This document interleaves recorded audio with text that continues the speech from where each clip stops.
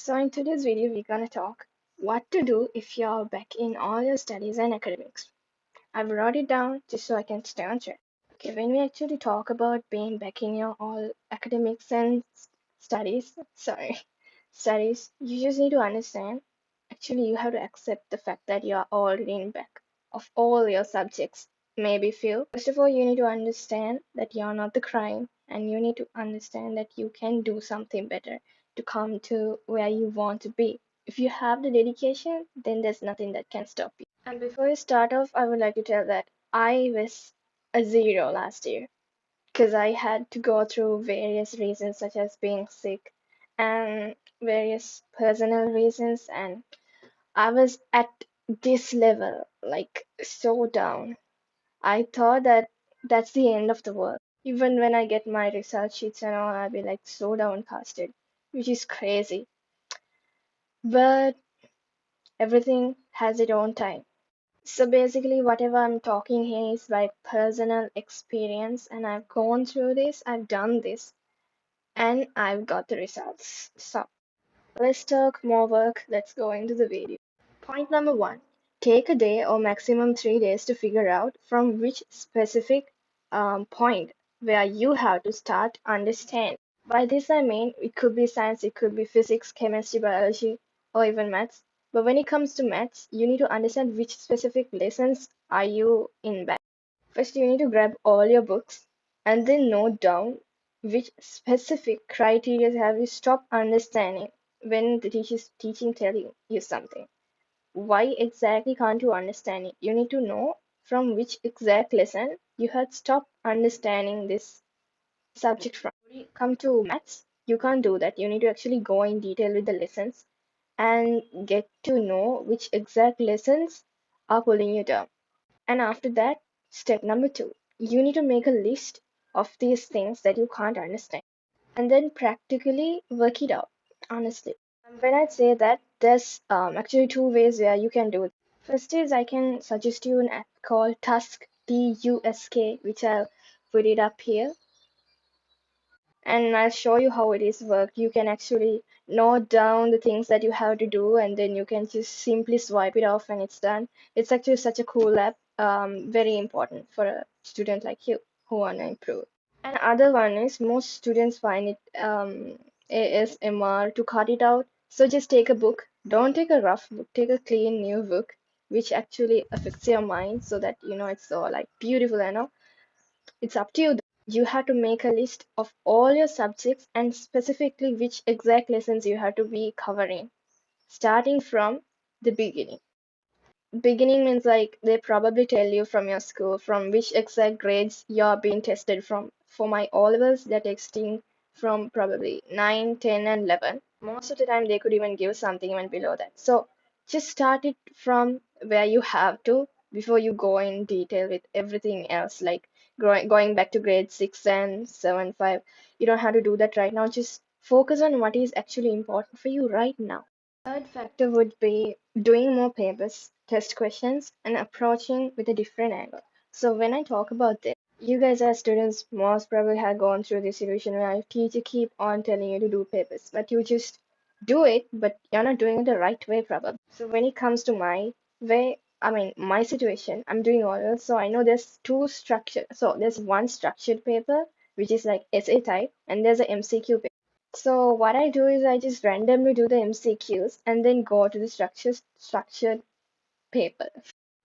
Like the mistake number one is like thinking that this MCQ paper is just MCQs because that's a past paper. And this MCQ question that you just underline could be a structured question in the paper that you are gonna write.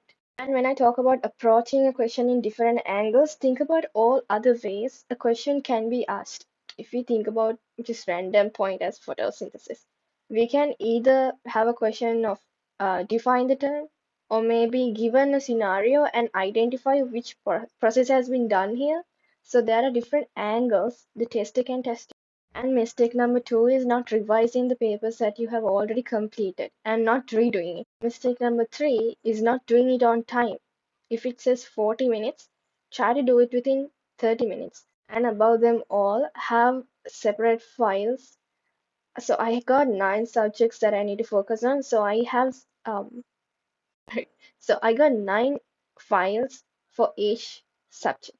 And even additional files where I put specifically only the papers and all so that I don't go back to the main files to take the stuff up and mix it up. So it's all up to you because only you know how it would work out for you. And mistake number 4, which most of you do, when the question is tough, please don't go to the answers and write it. Just don't do that. But what you have to do is just do the whole question paper and then, and only then, you can go and say, because most probably when you finish the paper, throughout the paper, there could be some point where you can actually take a hint about the question. And as I said, when you do that, you're affecting your timing. Right, so let's go to number 4. Put down a countdown to stay on track. So this is also it's up to you because like for me personally, I would like to see a countdown to up to my exam. Okay, to know how far my exam. So recently I got an update on my phone where actually I can do a countdown to my birthday, which is on my lock screen. But I made the countdown to my next exam, which is probably gonna be my second term exam, but it is made up till to my O levels, which is gonna be 178 more days. So it's actually more productive and makes you stay on track of what you're doing. So this might not be available in your phone, but you can actually practically you can write it down and put it on your wall or something like that. So number 5 is active recall, blurt method, and phone notes. Okay, so active recall this is a good method though. Like when you do some lesson, if it is biology or something, it mainly is good if it's applied on biology. When you study biology and you're halfway through the lesson, try to remind exactly from topic to topic the flow how you came up to there. It's actually way more important. It's actually so productive too. And blurt method is like the written way of active recall. You have to write down everything that you can remember so far. It could be either mind maps, I guess. I don't do that though. I don't like it. So, preferences. So, when I talk about the blurting method, you can even upgrade it to a next level. What I mean by that is when you do the blurting method, as I said, it's a written format of active recall, right? How you can upgrade it is when you do your blurt and now you come up with the questions, right? You have to make questions for each and every detail that you have studied so far and write it on your notes. Notes, the phone notes. And I know that you guys come across this awkward situation when you're in public and you don't know what to do and you're roaming around. Pull out your phone and start answering the questions that you have pre-made. Because when you're in public and you're doing something else and you still can remember means like that's next level. And please do revise. You will never become wise without revise. In order to get yourself wiser, please revise. And making short notes is extremely important. Okay. Because reason number 1, you can't be reading your entire book the night before of your exams. And it's more practical to grasp the meaning than read the whole context and try to do something with it at night before the exam. And when you talk about short notes, it doesn't have to be books and books and books. I can say as history. What I do is I write whatever the context in like very brief sentences on the corners of the books wherever I have space. I'll put it up here, just an example. Number 7 is practical recall. Practical recall is more important for subjects like ICT, maths, and science. Those are the only subjects that are roaming in my mind, so bear with me. And it is basically telling to use what you study on daily basis. So these are like manual ideas for you to follow. I guess that's it. See you in a different video. And I will be sharing about, I will go in detail with all 9 subjects in a different video. So actually, people, towards the end of the video, it started to rain and I had to run out to get my kittens. They were out there. So anyway, I really, really hope that the things that I taught you would help you out. I don't know if I'm looking at you or the screen or whatever.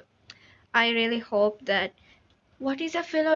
Even my cat is trying to run away. So anyway, yeah, thank you for watching the video and see you in a different video with specific detail about all 9 subjects and how to go in detail with all the subjects.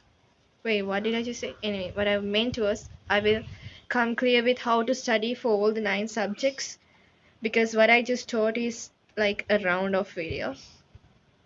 Anyway, um, yeah, stay safe and be like a baby. Study well, pass your exams. Bye bye.